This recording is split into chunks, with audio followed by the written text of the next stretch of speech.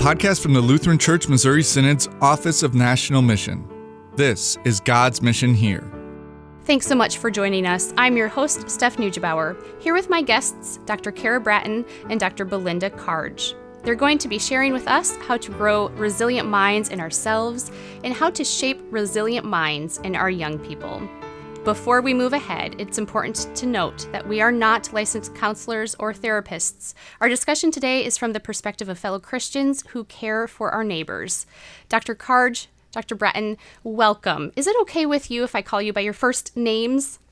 Absolutely. Yes, please do. We prefer that. So Dr. Belinda Karge we have here, and Dr. Bratton we have here. So Belinda and Kara, it's a pleasure to have you on. Would you please take a moment to introduce both of yourselves, and then maybe even just for fun, tell us how you both connected to create this curriculum? Absolutely. Hi, everybody. I feel honored to be here, and I feel very blessed that the Lord has allowed us to be together today. I work at Concordia University Irvine. This is my 9th year there.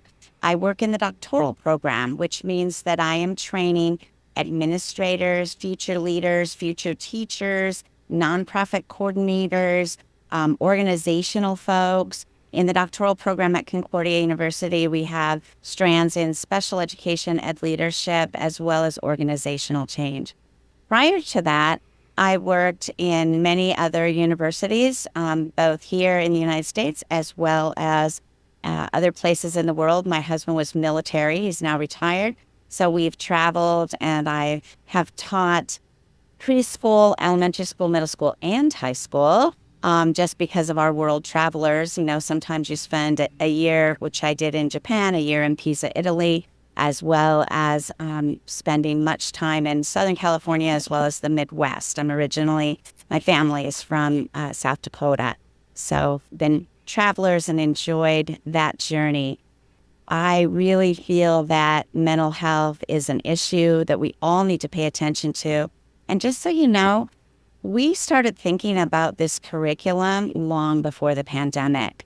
I worked with a colleague who is a clinical counselor, Dr. Jeremiah Stokes. He's a third author on our curriculum at Concordia, and he and I spent a lot of time just talking about similarities. I, as a past special education teacher, and he as a clinical counselor. And we started comparing notes of the types of students we worked with, the types of things we were seeing in the field. I was sharing with him the types of things I was called in to regular education, general education classrooms to support teachers on. And we said, we really should put together something that might be beneficial to many different people. And when you think about it, in a world with increasing concerns for mental health for young people, it's really important that children have a proper education and practices to promote mental wellness. So thinking about that, we started working on a secular curriculum. And we didn't get very far because both of us are believers, and everything we talked about just went right back to the Bible. And you really have to think about that everlasting and steadfast love that Jesus Christ provides. And if you think of it that way, it was for us a slam dunk to write a Christian curriculum. And at that point, as we started to write the curriculum, I had recently met Dr. Bratton, and she was adjuncting for Concordia Irvine. And we started talking, and we just had this shared love for research and for students and for Jesus and just working together. And one thing led to another, and pretty soon I was like, hey, do you want to work on this curriculum with us? And so the three of us have really collaborated very well together and been able to move forward. When I'm not writing, I'm a research geek. I love to read articles. I like to read books. I like to spend my time with my 2- and 5-year-old nephews who are in Southern California. Concordia is in Southern California. However, I also do spend a lot of time in Arizona and in South Dakota because my family has homes in both of those places. So I'm Kara Bratton. So like Belinda, I work at Concordia University Irvine in the doctoral program. I am just finishing up actually my first year as a full-time professor, which has been wonderful. And as Belinda mentioned, we met right before I started adjuncting for Concordia. So I had done some adjunct work for them for a few years before moving into full-time. So my background prior to full-time at Concordia was also in special education. I spent 11 years teaching K-8 special education in Lutheran schools where I live in Fort Wayne, Indiana. And then I moved on to do special education administration for Lutheran schools. So that encompassed working in any of the 50 states in the U.S., and also allowed me to spend some time internationally at Concordia International School in Hanoi, Vietnam, which was an amazing experience. So again, just a lot of experience in special ed. And because of that, I was seeing, as Belinda said, prior to the pandemic, I felt like I knew a lot about special ed and the academic piece. And then I had teachers and administrators coming to me about, challenging behaviors, which again, that connection to mental health is pretty significant. And I, initially was like, I don't know much about behavior. I don't know how I can help. And I pretty quickly got tired of saying, I don't know much about this. I don't know how to help. So I, moved into like, okay, I need to really invest time and energy and resources into, how do we help kids with behavior and, that again, that connection to mental health and all of those things. So, that just kind of expanded again, my own research, my own interests. And I was working on my PhD at that time as well. So all of that just interconnected and again, connected me to Belinda and, feeling like I could, use some of my gifts that God has given me to connect with the curriculum. I live in Fort Wayne, Indiana, so not quite as scenic as California and Arizona, but I do like to spend time outside as well. I would say hiking, but really in northern Indiana, it's more like walking because it's very flat. But anytime outdoors that I can spend cycling, hiking, walking, anything like that, I love. Also love spending time with my nieces and nephews. They're my life. So anything kind of fun I can do to take them out and spoil them, that's just kind of my free time as well, along with research and reading. Those are again similar to Belinda. So I'm again excited about this curriculum and hope that it can, help everyone out there, pastors, teachers, DCEs, parents, even just again explore these topics which have become so important in our world. Not only do you have a love for children, but you also have a special care and concern for mental health. And so you two are the perfect people to be talking to today about how we can build resiliency. And we're going to get into what that means and some tips and tricks for how we can do that. But first, Belinda, what made you want to compile this curriculum for our young people, our youth, on mental health? When Dr. Stokes and I were talking about just writing together, initially, we weren't even talking mental health at that time, we started sharing how it seemed like the schools, both public and private, were going down this deficit road, like always looking for things that are wrong with kids. And we're like, why is that? They should be using a strength-based approach. It should be all about God's gifts, and we should be focusing on those gifts. And as we started to talk, we realized that it really was important to think about mental wellness. And mental wellness means looking forward and really thinking about how we can focus on the gifts that we were given and honor that in each individual person. And so that's why we thought, okay, we need to put together this Christ-centered curriculum that's designed to really focus in. And at that point, we right away said adolescents, middle school. Although right now we are writing a high school version, and eventually we will write an elementary and preschool version. But where we felt the most problem areas that we were seeing in schools were basically some lost adolescents. People who just really did not understand the world as we thought they should see it, meaning that more Christ-centered, very positive, looking at your gifts, honoring who you are and what you are, and learning about how to handle situations in your life.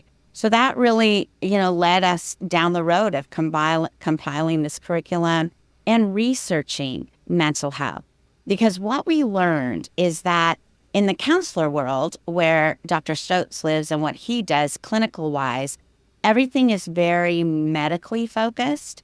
In the education world, where I live and Dr. Bratton live, is we are in a situation where we really do focus more on the child development side, the development of the youth side.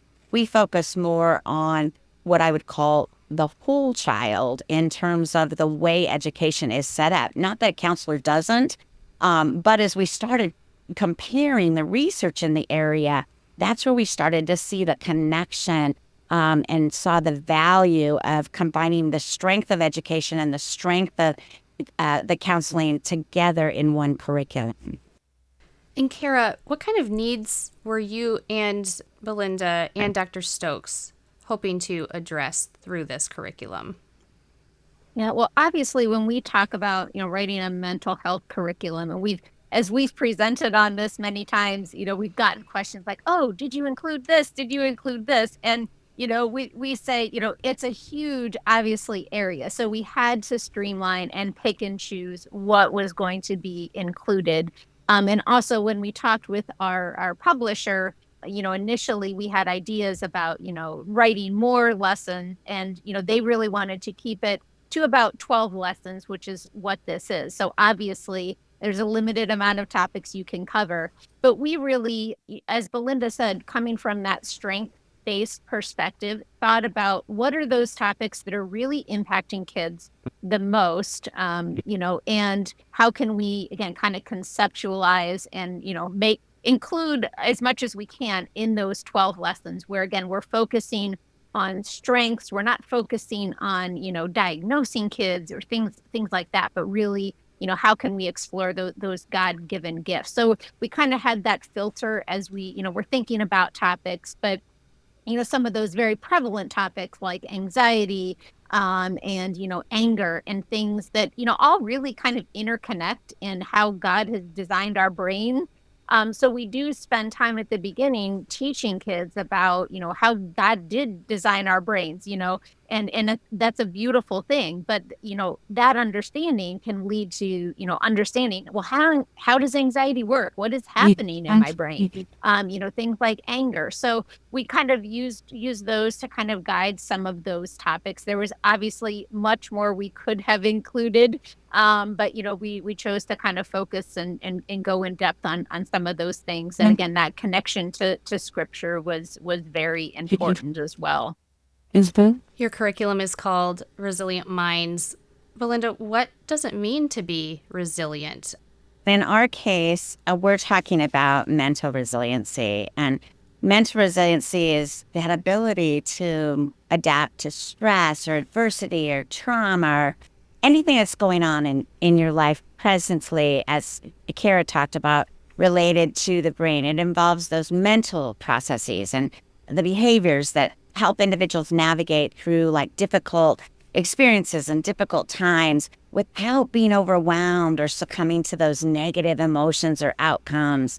So when I think about resiliency in general, but in our case, again, focusing on mental resiliency, I think about a positive outlook and maintaining optimism and hopefully an outlook even in the face of adversity, which can help in finding solutions and, coping with strategies and really adapting, being flexible, being able to adjust to new circumstances. We talk in our curriculum about self-efficacy, which means believing in your own ability to handle the challenges and to achieve goals, which foster like motivation and perseverance and just that whole idea of feeling confident about who you are. And of course, mental resilience is problem-solving skills. So important to think about how we analyze situations when somebody calls us a name, when we're uncomfortable with a situation, when somebody gets too close to us, when we're in a place where we're not feeling like we should be, and then identifying solutions and, taking a decisive action on that and feeling comfortable with that so that does alleviate stress in our lives. And that's something we need to do as adults. It's not just the kids. So mental resilience is, like I said, it's not about avoiding stress or hardships, but it's about facing it head on, learning from the experiences, growing stronger as a result.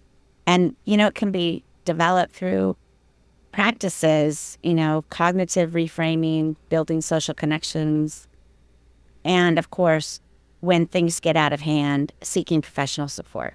And as we shared, Dr. Bratton and I are not clinical counselors or psychologists. And throughout the book, there are counseling notes that Dr. Stokes wrote. And we try very hard to remind whoever's using the curriculum that if you see certain behaviors, yes, reach out, go to the professional.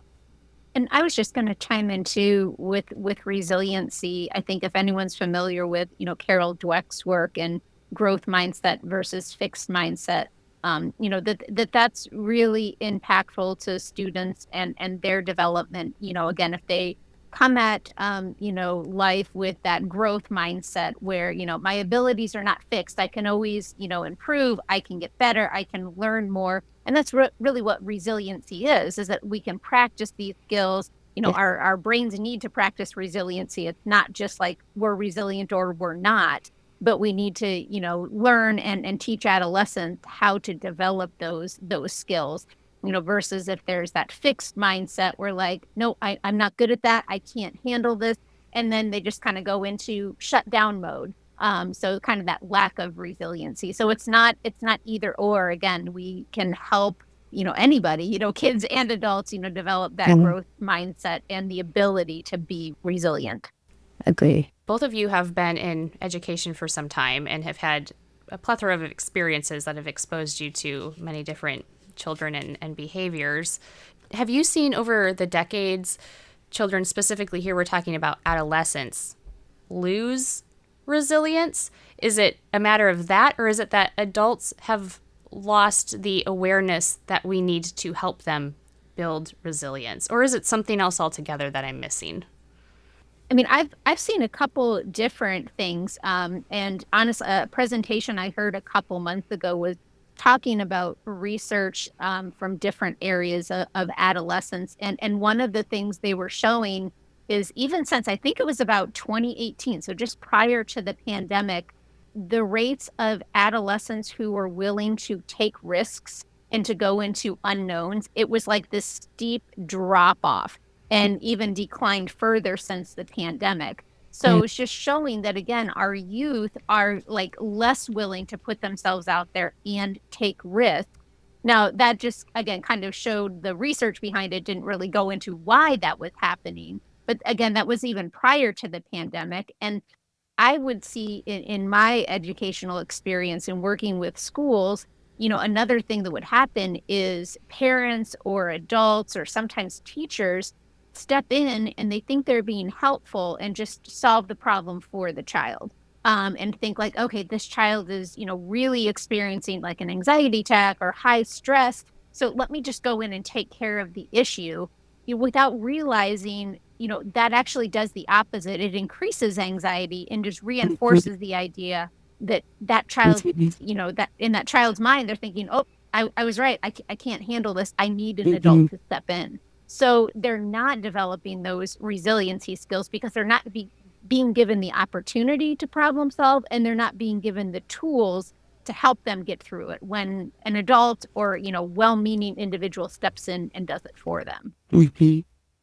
Even when we were putting together this curriculum, we went and piloted some of our ideas at various schools across the United States. And what would happen a lot is that the teachers wanted to just lecture. Like they wanted to be the ones to just give the information, even though each lesson has activities and a strategy intentionally to get kids talking and to have them discuss and have them use their brains and use their minds and think about, what do they believe is going on with that particular topic. The teachers just wanted to like tell them. And so we ended up actually doing some modeling. Like Kara and I, we co-taught a couple of classes, and afterward we debriefed with the teachers, and the teachers were like, oh, now we understand why you wanted the kids to be talking. Now we understand the importance of getting these 8th graders in groups and allowing them to have conversations, because they build on each other in a much different way than what they would do if they were, for example, just talking to an adult, which in our pandemic world, they've been spending a lot of time talking with adults. Yeah.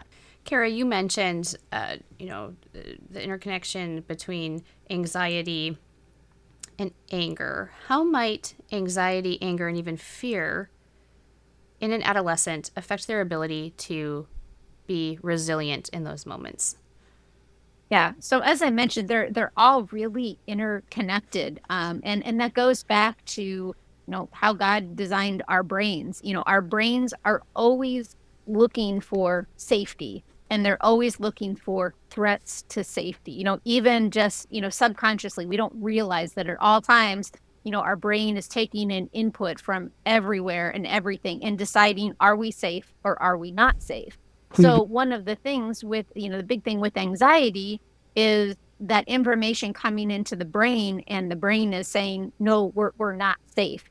Even, in instances where you or I might say, oh, there's nothing wrong with this situation. There's nothing to be afraid of. The brains, when we're experiencing that intense anxiety, or an individual with an anxiety disorder, their brains are processing things differently. So their brain is saying, well, false, alarm, we're in danger, we need to respond. And the response from the brain is that fight, flight, or freeze mode. And that's an automatic reaction, that there's not that cognition of like, oh, wait, this isn't really something I need to be worried about. It's the brain taking over and just, responding in that way. So when that brain is in that automatic mode, it's not thinking and not making the connection to those cognitive skills where resilience comes in, where it's like, oh, I have a strategy, let me slow down and think about how I need to do this. So when we build those skills of resiliency, those can become more automatic and more of an automatic response. So the more those are practiced, then when that brain goes into that fight, flight, or freeze mode, then, that individual could have the ability to say, wait, hold on a second. I have other skills I can utilize to get through this. So it's all, again, interconnected. And I think what a lot of times, no matter what your role is with adolescents or even adults, is that understanding that when that brain is in fight, flight, or freeze mode, and again, those intense periods of anxiety, fear, those types of things, is that access to those cognitive skills and that logical and critical thinking are oftentimes completely cut off. So there is no way for the brain to, access some of those skills in that moment. So the strategies we talk about, again, whether they're strategies for anxiety, strategies for anger, it's all about slowing the brain down. How can we, again, access those critical thinking, those logical skills that we can't access when we're in that fight, flight, or freeze mode. So things like, again, the box breathing, grounding techniques, all these different strategies we talk about, that's really their goal, is to slow the brain down so that we can then access those cognitive skills. And I think when we sometimes respond so quickly to an adolescent or individual when they're in like that heightened state, again, without realizing that they don't have the ability to, bring in those skills at that time, that we just give them time, again, to calm down, kind of reintegrate. And then we can talk about, consequences or the logic, behind things, or what needs to happen next. I want to get into those specific tactics and strategies that you had mentioned. But before we do, I think it's important to say first why you approached this curriculum from a strength-based perspective, what you called a strength-based perspective, rather than from the point of deficit, especially when we're presenting something to our young people. Right. Well, and I think it picks right up on where Kara left off in terms of like talking about negative thought patterns. So anxiety and fear, they lead to those negative thought patterns, and then all of a sudden it becomes worse, and the child or the adolescent is overestimating the risks, and they have this whole pessimistic outlook, and, downhill it goes. And so in thinking through this, we thought, okay, we need to flip that. We want to really focus on capabilities, focus on positive attributes, rather than solely on like problems and deficits. And it really does mean recognizing and building upon truly inherent strengths and resources to promote that resilience and that growth and that well-being. So that means taking the time to discover what those are. And that's one of the things we try to do with our activities and during the curriculum is to really identify those strengths and help the adolescent know that they have unique strengths. And those strengths could be creativity, it could be empathy, it could be, compassion, whatever those strengths are, how they can use them to best facilitate and enhance their own wellness. The other thing, a lot of people don't like to use the term empowerment. I personally love that term because I feel, when young people are empowered to see themselves in a positive light, that's when they recognize their own potential to overcome lots of difficulties and things that they deal with. We have something in the curriculum called resilience building, and that is encouraging these young people to not only draw upon their strengths, but build upon their strengths. So once I know that I'm very creative, what do I do with that creativity? How do I use that gift to support those around me, to support myself, to support my family? Once I know that I have a lot of compassion, how do I use the gift of compassion to build social skills or to build friendships? How does that work? So we try to take that kind of second step of that resilience building as we think about a strength-based. If Dr. Stokes were here, he would bring up the whole fact of, on the counseling side, a strength-based is really looking at every piece, physical, emotional, mental. My mind is blanking here, Kara. Help me out. Spiritual. Did you say spiritual? Spiritual, thank you. Just looking at all those pieces together and putting together a profile that's individual to that student that they can then use and see that as a wellness path for their own lives.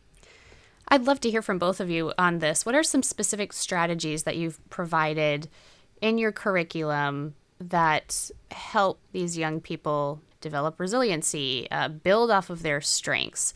Kara, you mentioned box breathing, grounding techniques. Can you explain, just for the average person, I'm not sure that they're aware of what those terms even mean. So how did those help? What are some specific strategies? And I'm guessing that these aren't only helpful or applicable to adolescents, but probably are very helpful to adults going through similar experiences. Sure. Yeah. And just to your point, first off, yes, these definitely, they're not limited to adolescents or any age. And, we always recommend, adults, teachers, DCs, whoever is working with the kids.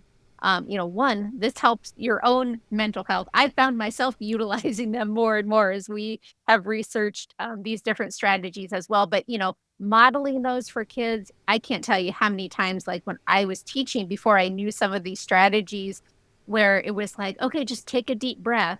Well, if you've ever, told a 10-year-old to take a deep breath without practicing it, sometimes it's like they're just hyperventilate. They don't really know how to, implement some of these strategies. So that's where, we really try to explicitly lay out. So, for example, box breathing. And you can see like box breathing, if you Google it, there's all kinds of different ways. Belinda and I were at a presentation where someone demonstrated box breathing and we're sitting there like they're doing it wrong. So box breathing is, again, I know you can't see me, but if you take your fingers, you're kind of making a box at the same time. So you are inhaling for 4 as you kind of make that horizontal line. And then you are holding your breath for 4, and then you are exhaling, and then again, holding for 4. So it kind of completes that box. So again, the effect is it's slowing down your breathing. It's not just, hey, take some deep breaths. And there are numerous breathing strategies like that.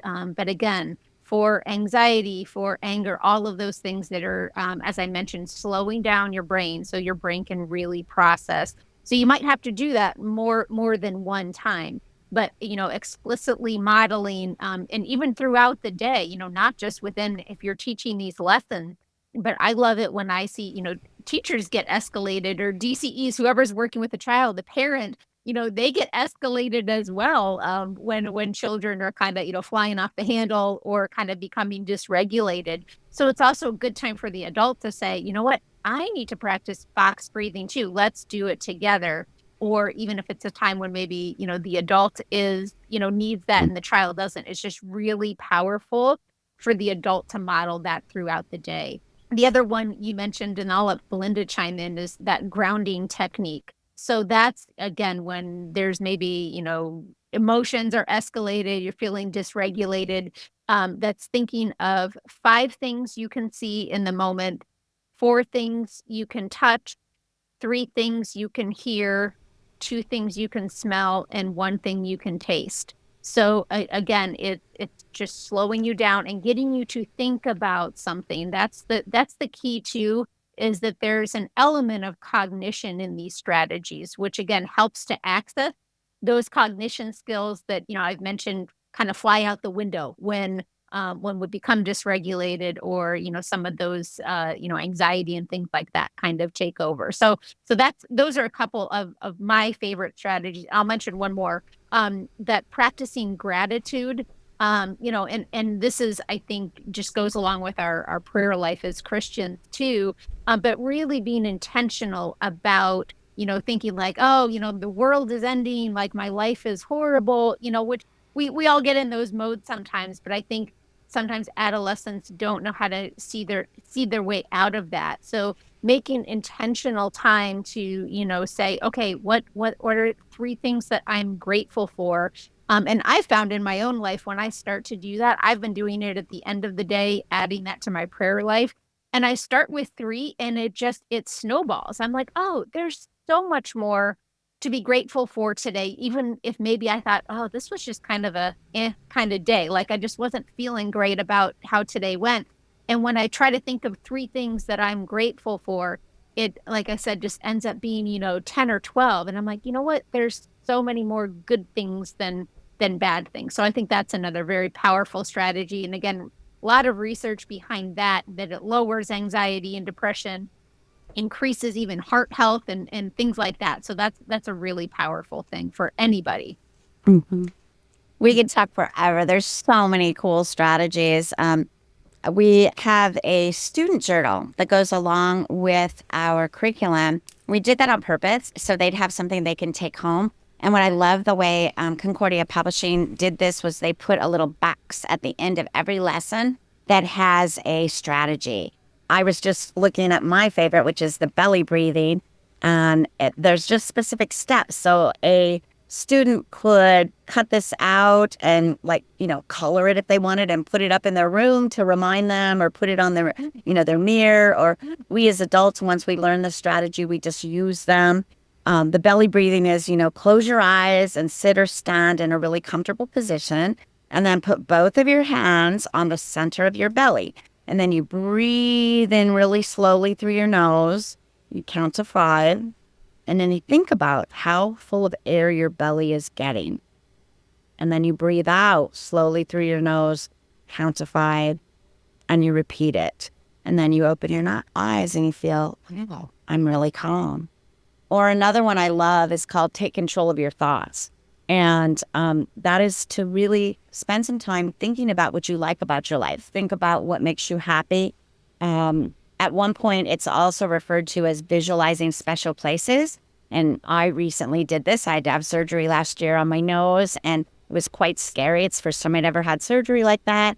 And I used the strategy. We had just written about it, and I used the strategy to visualize myself walking with my husband on the river and just relaxing. And it just really worked in terms of supporting myself. Another idea that I love with controlling thoughts is just thinking about Bible verses. For me, I love verses like the fruit of the Spirit: love, joy, peace, patience, kindness, goodness, self-control.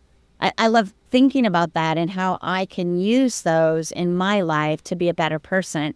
And in the curriculum, we encourage the adolescents to memorize Bible verses so that when you are alone with yourself and your own thoughts, maybe that's something you want to pull up, and you can actually use that as a strategy to equip you to really strive for mental wellness. In your curriculum, you have a section on healthy perspective. How is a healthy perspective an important part of regulating your mental state, but also building toward resilience even in the face of adversity, certainly we can have a healthy perspective on even a challenging situation. So what does that look like, and how can we help foster that in our children? Yeah, absolutely. Having a healthy perspective involves just having balance and realistic views of yourself, of others, of the world. And that enables us to really navigate our life's challenges effectively and to maintain mental well-being.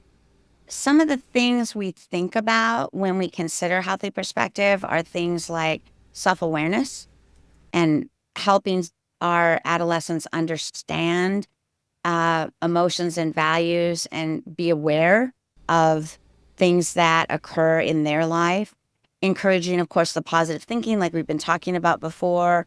Building emotional regulation, that's huge. And we have quite a few strategies in the curriculum that teach coping, such as the deep breathing we just talked about. We have a few mindfulness strategies. We have a couple of problem-solving techniques just to help think about how we navigate and regulate emotions effectively to build a healthy perspective. I also think it's important to really focus in when professional help is needed and not to shy away from professional help. Again, we talk to the teachers in the curriculum about going ahead and looking for certain signs that a child may need more than what they can give. And in those counselor notes, Dr. Stokes talks about some of those signs and kind of what to look for and how important if you see somebody who's constantly alone, who's constantly pulling away. And as you're building out some of these strategies and asking students to converse and whatnot, and that student is still a loner, that's probably a student who might need a little bit more than what we can give. And in order to help them build a healthy perspective, it would be important to go ahead and refer that student for counseling and to not shy away from things like that. But I think the bottom line of healthy perspective is to promote real healthy interactions and activities, the way that we can help everybody grow in emotional resilience, social skills, overall well-being into adulthood. Yeah, and if I can just add to, I think we'd be remiss without mentioning, we don't in the curriculum, but specifically, but just the role of social media in healthy perspectives, especially for adolescents. And if we think too about social media, really the, addiction, if you will, is really more about connection. The human brain, our nervous systems, like that's one of the things we can't live without is connection. So when we think about, adolescents and social media or ourselves as adults and social media, it's about this is the way to connect. And this is the way adolescents are connecting right now. So I also think as adults, we need to go back to modeling that perspective of, again, social media, it shows a lot, but what's real on social media, again, what's filtered, just having those discussions with adolescents that again, you might connect with your friends and things like this, but this is, we need to model that perspective and say that, okay, let's have connections in other ways, other than just online or, modeling for our kids. Hey, when we're at the dinner table, when we're doing this, phones away, that kind of thing. So I think that perspective, again, involving technology, I mean, we could spend, hours talking about that in and of itself, but I think that we do need to remember to, lead by example with that. And again, have those limits in place and just help kids understand, what's real and what, that perspective when it comes to social media as well. Yeah. Now, how does mental health not only affect the person, but affect their relationships? So affect how adolescents relate one to another, or even how adults relate to their children, to the people that are in their care. Certainly there's a ripple effect of mental health and resilient minds, not just for the good of oneself, but for the good of neighbors. So what would those maybe be, Dr. Bratton? Yeah, so I think, when we were writing this curriculum, again, we wrote it not to be diagnostic, not to be, differentiating necessarily between kids with, an anxiety disorder, things like that, but just normalizing conversations about mental health When, research has just shown over and over again, when we talk about mental health and kind of normalize those conversations and normalize the topic, the stigma of that, reduces significantly. And I think that helps our relationships, overall, because, then, even in churches and congregations, sometimes mental health is kind of like, oh, we don't talk about that here, that kind of thing. Or again, it's seen as like that deficit, based approach, like we've talked about. So that difference.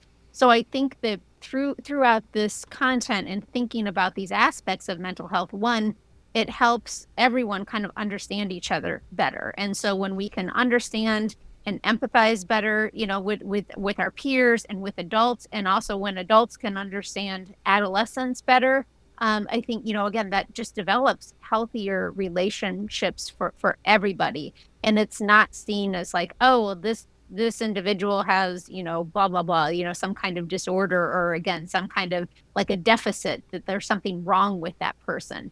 So I think just, for me, normalizing those conversations is huge. So the, judgment is reduced, that stigma is reduced. And all of that too, if we think about, again, God's example of love and grace, his relationship with us, that's where we make those connections to, relationships and mental health. Again, we're not perfect, we're sinners, but we know that God has designed each of us, and we're, fearfully and wonderfully made. So I think all of those things connect. And likewise, when we don't talk about things like mental health, when it's seen as something is, wrong with somebody else, when you hear kids say, what's wrong with that person? It's like, no, it's nothing wrong with that person. It's, again, how can we empathize? How can we have that connection? So I think all of those are, very intricately related. In the curriculum, we talk about healthy relationships, and we also have a section on your relationship with God. And in the student books, we ask the students to think about, how would you describe your relationship with God? How are love and grace expressed to you by God in your relationship with Him? Why is it important for you to utilize your relationship with God to inform your relationship with others? So we ask some of those hard questions and give the students time to reflect on that. We know as adults, those are tough questions. And those are things we should be reflecting on ourselves. And we don't take the time to do that often. So that's why we put some specific journal time for students in the student books for them to do that. Maybe it's a great time to tell listeners where we can find your curriculum and exactly what it's called and what you're most proud of about it. Yeah, so the web is from Concordia Publishing House, and it is called Resilient Minds, Christ-Centered Mental Health Curriculum. Right now, it is available for grades 5 and 6 combined and 7 and 8 combined. As Belinda said, we are currently writing the high school version, so that will be available in 2025. But the website is cph.org/resilientminds. And you can find more information. There are also some sample lessons that you can download. So again, anybody, whether teacher, parent, DCE, church worker, you could take a look. This wasn't originally, it was meant to be, school-based, but in designing it and as we further were writing it, we realized, oh, this really could be used in church settings, youth group, a multitude of different settings. So, take a look at those samples and you might see how that might work, work in your setting. And one of the things that I'm most proud of that we added, and it was a little bit of a conversation to make this happen, is there's a set of PowerPoints for every single lesson. So there's a slide deck. You don't have to create your own. So you can actually use the slide deck as a guide. It's set up to where you can add slides. But what I love is that you already have it there for you. And the slide deck starts out by just introducing the lesson. There are some norms that you might consider utilizing across the time that you're with students, since you are talking about confidential material. There's a Bible verse for the lesson, and then there's content, including the activity. And then we circle back to the Bible verse and encourage you to say to the students you're working with, say to the adolescents you're working with, what does this all mean? How does this relate? What are your concepts when you think now We introduced that Bible verse early on, but now 30 minutes later, what are you thinking now that you have a little bit of content related to this topic? How does it all fit together? And that's something I'm really proud of, because I feel like when we did our demo lessons and when we've modeled and talked about this curriculum, that's what people hang on to, is that each lesson has a Bible verse and each lesson has visual materials that a DCE, a pastor, a counselor, a teacher can use. And I mean, it sounds funny, but in our world, little prep, you know what I mean? It's like, we've done the prep for you. We've even given you like what to say if you want to use our wording. So I'm pretty proud of that. I think it's very helpful, and it'll get people to use the curriculum more frequently. I've read it and read through it, I should say, and I can attest to. I'm not a teacher, so I can't even begin to understand all of the preparations that go into teaching just one single lesson. But it does seem very user-friendly, so you don't have to necessarily be a teacher who has gone through technical education for that. If you're a pastor, DCE, youth worker of any kind, I think you'll find this very accessible, even parents as well, to do this as a homeschooling family or just with your own children to go through as a family. I think it would be a great experience as well. So finally, as we wrap up, how can we take these principles that we've talked about today and that are in your curriculum? How can we take them and, for any listener, apply that to their own context, wherever they may be? I hope that you'll take a look at the curriculum, and if you don't have time to do that, you'll maybe re-listen to the podcast and pick up a couple of the ideas that we shared. In our writing of this, the intentional time to really pilot for over a year was so important to us. We had a school that used this for the religion time. We had a school that had a pastor teaching this to a group of students. We had a school where the classroom teachers were actually teaching this during health time. We know from talking to counselors that many of them are planning to use it for like small groups. There's lots of different ways that this can be utilized and that you can move forward with applying the practices. Even if you just take a small piece of it, like just use the strategies, we'd be so forever grateful. Yeah, and I was going to add to that too. Take the strategies yourself. Practice them yourself and integrate them into your own life to see. Oh yeah, I see how this works when I'm, when I'm feeling upset, when I'm feeling dysregulated. So practicing them and modeling them, which I know we talked about. I think that's a great way to take these and again show students, show adolescents like We're not just preaching, this is what you should do. We're seeing adults and we're seeing other people in our lives really, really model them. And the other, just last point I would say is I think when I've talked to, teachers or different groups about, student behavior and, these mental health types of things, there again, I think that modeling, practicing with the student, and again, just kind of validating, normalizing that all these different challenges are okay, but there are things we can do to help build that resiliency and help us practice and integrate those into our lives. Dr. Belinda Karge and Dr. Kara Bratton, you have been a joy to speak with and to learn from. So thank you so much for joining me. Thank you. Thank you for having us. Thanks for joining us. If you liked what you heard, please leave us a review and don't forget to click the follow or subscribe button so that you don't miss out on upcoming episodes. God's Mission Here is a podcast that discusses Christ's gifts of forgiveness, life, and salvation, and how He delivers those gifts where you live and serve.